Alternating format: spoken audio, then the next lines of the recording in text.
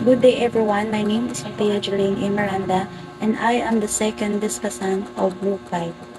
Here's my topic, the categorical imperatives and utilitarianism. Introduction. Categorical imperative in the ethics of 18th century German philosopher Immanuel Kant, founder of critical philosophy, a moral law that is unconditional or absolute for all agents, the validity or claim which does not depend on any ulterior motive or end. It is means that the categorical imperative is the fundamental principle of morality. As I mentioned in the text, moral laws applies universally, regardless of your individual desires, goals, or circumstances. It's not something you choose to follow based on what you want to achieve. It's a binding principle that holds for everyone.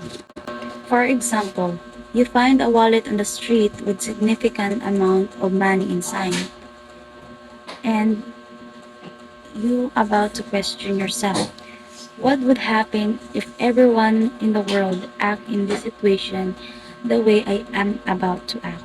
So, it is suggest that morally correct action because it aligns with universal principles and honesty, fairness that would benefit everyone and become common practice. So, kung ikaw sa sitwasyon is iuli ni mo ang wallet sa tag-iya, not just because of your desire, of your personal benefit, but because gusto ka nga sa imong gibuhat is buhaton po sa uban, which is maayo o maayo siya pagka-common practice. Act only according to that maxim by which you can at the same time will that it should become universal law. Is a purely formal or logical statement and expresses the condition of the rationality of conduct rather than of its morality, which is expressed in another Kantian formula. So act as to treat humanity, whether in your own person or in another, always as an end and never as only a means. It is suggests that we should only act according to principles that we could rationally will to be universal laws. So rationality means the ability to reason and make logical decisions. So for example, if you are considering stealing, ask yourself, could I rationally will? If the answer is no, then stealing is morally wrong. So in the text, another tangent formula will be tackled in the another slides. Categorical imperative. The categorical imperative was devised by Immanuel Kant to provide a set of requirements to Marxism or motivation must pass in order for the action to be considered a moral obligation. So it is means that he set standards for determining what actions are morally right. It emphasizes also the importance of universal principles and consistent of behavior. When a categorical imperative is established, it becomes one's moral duty to carry out the action under any circumstances. When carrying out this action, the individual's primary motive should always be duty. According to Kant, this is because we can differ what our duty is using our reason. So, in a simpler term, it is means that the action is not optional. It's a moral obligation that should be carried out regardless of personal desires or potential consequences. So when we say primary motive, this means that the action should be done for the sake of the principle itself, not for any personal gain or benefit. Humans' ability to reason is what differs us from animals, and so logically must be part of being moral agent. Reason is objective and universal for humanity, and so is reliable and reasonable basis for moral theory. So, if you're going to ask me what is deceivers is the ability to figure out and understand. To make it short, reason is a fundamental aspect of human nature and essential for moral agency. So for example, you are walking down the street and see a person needed help. They are struggling to carry heavy bags and you have the opportunity to assist them. So, gamito ni mo ang reason. So, what is your reason is you have the empathy. You feel that they are naturally want a help. So, the universal principle says that you can reason that if everyone in the world act on the principle of helping those in need, so your duty is you help not because of your own feelings, but because it aligns with the universal principles of kindness. So, in a simpler term, categorical imperative is applied to all people and based on a reason, not in desire. So, only do something if you want everyone else to do it too.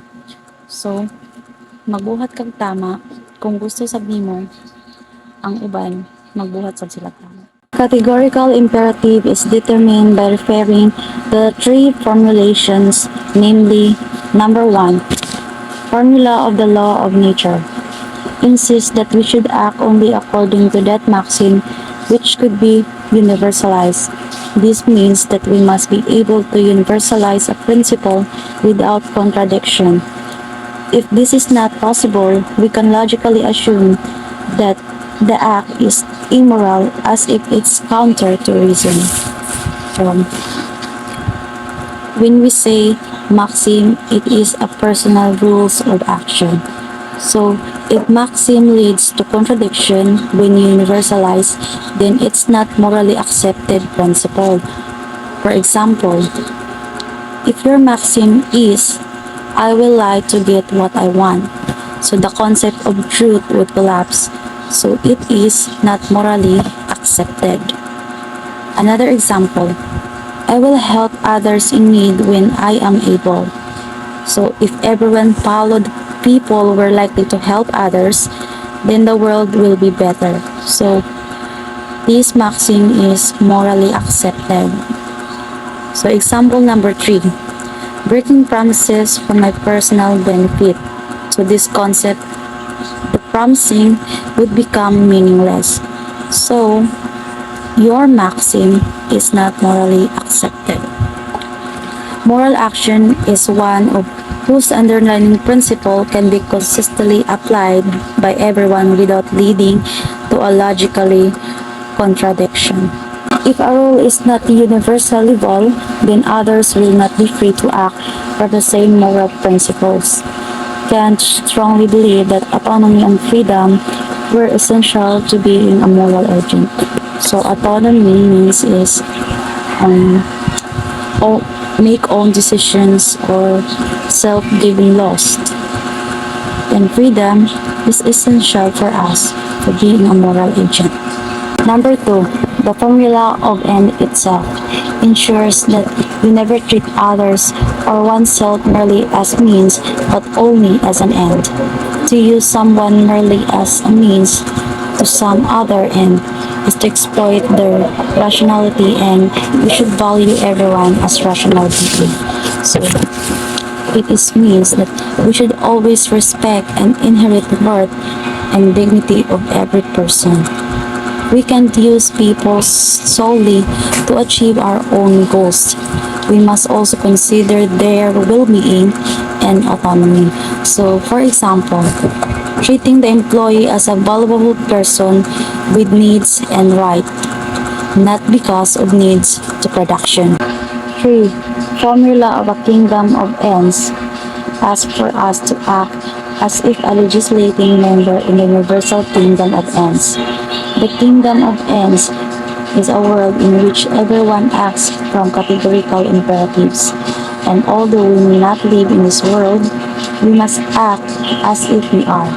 According to this formula, we must act on the assumption that everyone will follow the rules you make through your actions. So in a simpler term, kingdom of ends is an ideal community where everyone acts according to the moral law and treats each other with respect.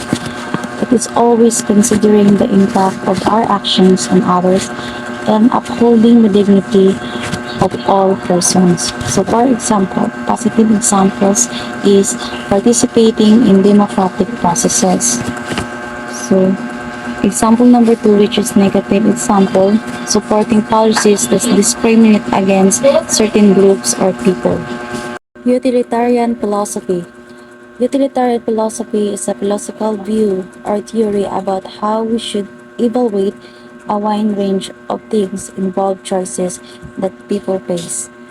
Among the things that can be evaluated are actions, laws, policies, character traits, and moral codes.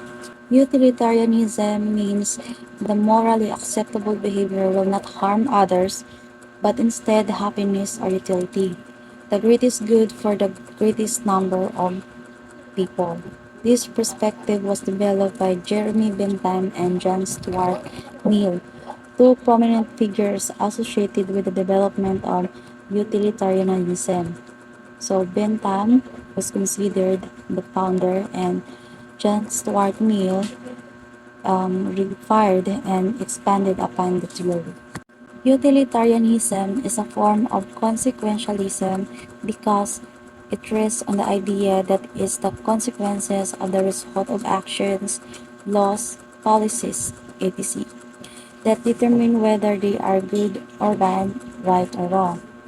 We choose the one that will produce overall results, the one that maximizes utility.